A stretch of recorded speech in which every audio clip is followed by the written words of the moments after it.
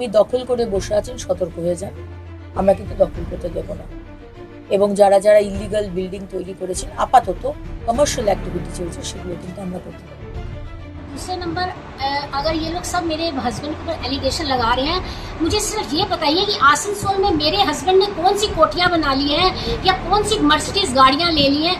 मेरा हस्बैंड तो अभी भी स्कूटी में घूमता है, पीछे तक पुराना स्कूटी था, अब अभी स्कूटी लिया। मेरे हस्बैंड ने के नाम कौन सी बड़ी बड़ी कंपनियां हैं।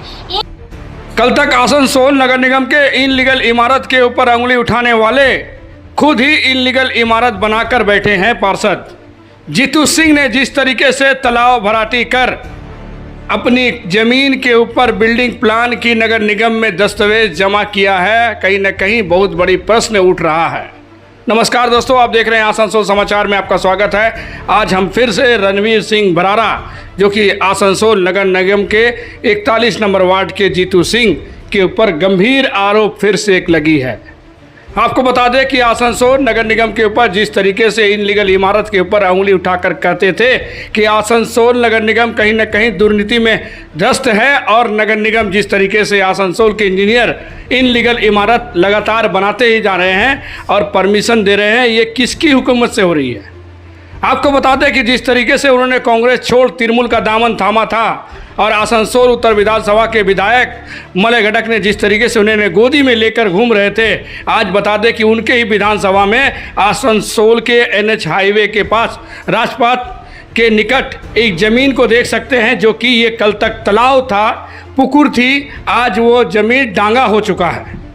आखिर किस आसनसोल के बाहुबली नेता के इशारे में और नगर निगम के कौन से अधिकारी इन जीतू सिंह के सर पे हाथ रख दी, जो कि बिलारो के दफ्तर पे भी आवाज़ उठती है, सवाल खड़ा होता है कि बिलारो के दफ्तर में कौन से अधिकारी ने घूस खाकर इसे पुकुर से डांगा कर दिया। आपको बता दें कि यही नहीं, इस ज़मीन की जिस तरीके से देख सकते हैं कि किस तरीके से इस ज़मीन में बिल्डोजर चलाया जा रहा है और इस तालाब को पूरी तरीके से लेवल कर दिया गया है। आखिर ये पर्ची देखकर कहीं ना कहीं ये सवाल खड़ा होता है कि बिलारो दफ्तर में आखिर कौन अधिकारी ने कितनी घूस खाई, जो कि ये पुकुर को डांगा कर दिया। आपको बता दें कि यही नहीं, नगर निगम के इन पार्षदों ने जिस तरीके से नगर निगम में इस तालाब को भराटी कर देख सकते हैं कि जो बिल्डोजर चलाई गई इस ज़मीन पर, उसके बाद आज मौजूदा हाल में सूत्रों के अनुसार जो जानकारी मिली कि नगर निगम में उन्होंने इस बिल्डिंग बनाने के लिए सेक्शन प्लान के लिए उन्होंने एप्लीकेशन भी डाली है। आपको बता दें कि इस प्लान के लिए उन्होंने तापस बनर्जी के पास भी गुहार लगाई थी, जितेंद्र तिवारी के पास भी और विधान उपाध्याय के पास भी आज भी गुहार लगा रही है। लेकिन आपको बता दें कि NH हाईवे की रिकॉर्ड में जिस तरीके से पुष्टि हुई है कि ये कहीं ना कहीं ये ज़मीन पुकुर है। अगर ये तालाब है तो इसे भरा गया क्यों? अगर जीतू सिंह ने जिस तरीके से अपनी काउंसिलर की हुकूमत दिखाकर उन्होंने ये तालाब को भरी है, तो आखिर आसनसोल के जिला शासक क्यों खामोश बैठे हैं? आखिर सवाल खड़ा होता है कि इनकी गिरफ्तारी क्यों नहीं हो रही है। भला एक पार्षद जिस तरीके से तालाब को ढाक कर बिल्डोजर चलाकर खुलेआम कानून व्यवस्था की खुलेआम रोड पर धज्जियां उड़ा दे, और भला उनकी कुछ भी ना हो। आपको बता दें कि यही नहीं, जिस तरीके से नगर निगम के ऊपर जो सवाल उठा रहे थे बिल्डिंग के ऊपर कि आसनसोल नगर निगम के इंजीनियर कहीं ना कहीं शॉर्टकट बनाकर इनलीगल इमारत बहुत बनी है, जिस पे कोई भी उचित कार्रवाई नहीं हो रहा है, और आसनसोल नगर निगम के मेयर नहीं कर रहे हैं। आपको बता दें कि जी हाँ दोस्तों, आसनसोल में कहीं ना कहीं इनलीगल इमारत हुई है, जिसमें विधान उपाध्याय ने कहीं ना कहीं उस बिल्डिंग को ना तोड़कर उस पर मुआवजा लगाई है। लेकिन भला जीतू सिंह के जिस तरीके से NH हाईवे के पास ये 3 तल्ला इमारत जो देख रहे हैं, ये इमारत का क्या, जिसकी ADD NOC भी नहीं, और यहाँ तक कि आसनसोल नगर निगम की प्लान के तहत इस बिल्डिंग को भी नहीं बनाया गया है। सवाल गंभीर है, लेकिन सवाल कहीं ना कहीं ये चीख कर कह रही है कि जीतू सिंह ने कहीं ना कहीं कई घोटाले ऐसे किए हैं। अगर आपकी राज खोली जाए तो आपको बता दें कि जीतू सिंह की राज कहीं ना कहीं एक कहानी बनकर रह जाएगी, लेकिन भला उसके ऊपर क्या कानूनी कार्रवाई होगी, या फिर जिस तरीके से शत्रुघ्न सिन्हा मैजिक मैन के नाम लेकर जिस तरीके से कहते हैं कि खामोश, क्या मैजिक चलाकर इसे खामोश कर दी जाएगी, ये सबसे बड़ा सवाल उठ रहा है। आइए आपको सुनाते हैं कि उनके पत्नी ने जिस तरीके से कहा था कि हमारे पति के ऊपर क्या ऐसी कार्य किया जो कि 3 सालों में क्या उन्होंने बिल्डिंग बना ली या इमारत खड़ा कर ली या कोई बड़ी कंपनी कर ली।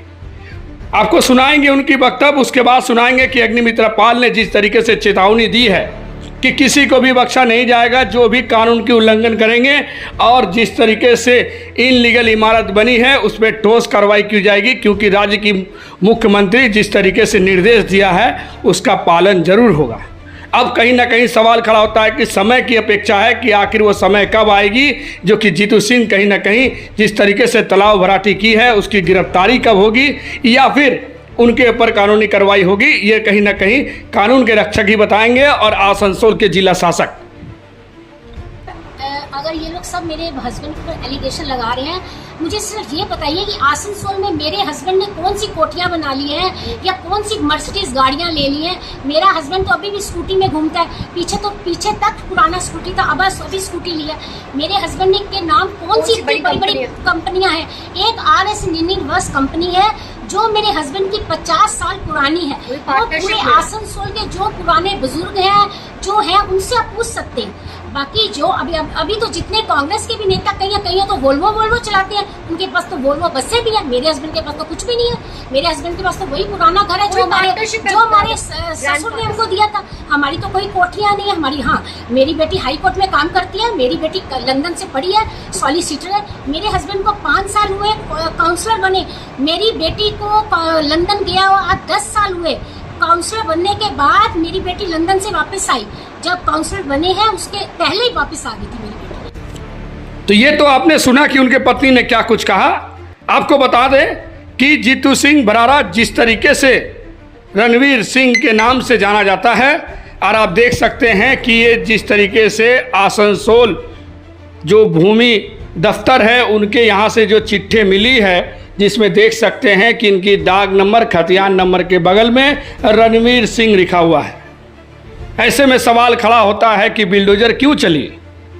इन्होंने 1.5 करोड़ रुपए में हाईवे के निकट अपनी 2 भाई की ज़मीन को इन्होंने बिक्री किया पिंटू यादव को। उन्होंने भी वही काम किया, उन्होंने ना ही दिया ADDA NOC की रकम और ना ही निगम को, और बना दिया इनलीगल इमारत और फ्लोटिंग कर बेच दी सारी ज़मीन को।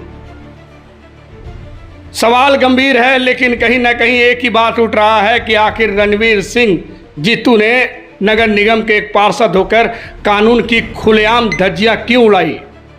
आपको याद दिला दे कि नगर निगम के जब पार्षद बनते हैं कहीं ना कहीं उसे शपथ लेनी पड़ती है कि वो निष्पक्ष होकर कहीं ना कहीं आम जनता की वो उन्नयन के कार्य करेंगे।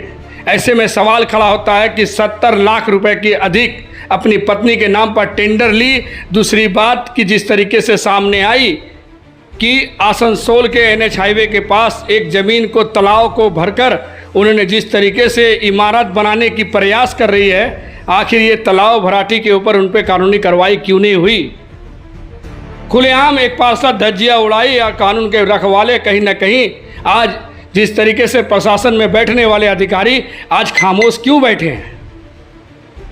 बने रहे आसनसोल समाचार के साथ। इन तरीके की खबर हम आपको कल फिर दिखाएंगे। आसनसोल नगर निगम के पार्षद की जीतू सिंह की और एक चीटिंग जो उन्होंने नगर निगम को टोपी पहनाई किस स्टाइल में।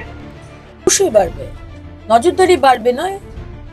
আমরা জানার চেষ্টা করছি এখানেও কি কি ইলিগাল বিল্ডিং তৈরি হয়েছে। এই মুহূর্তে মাননীয় মুখ্যমন্ত্রী বলেছেন ইলিগাল বিল্ডিং এর কোনো পেপার নেই, NOC নেই, ফায়ার লাইসেন্স নেই, কিন্তু সেখানে কমার্শিয়াল অ্যাক্টিভিটি চলছে, সেই বাড়িগুলোকে আইডেন্টিফাই করতে। সুতরাং ওনাকেও নোটিশ দিতে বলা হয়ে গেছে।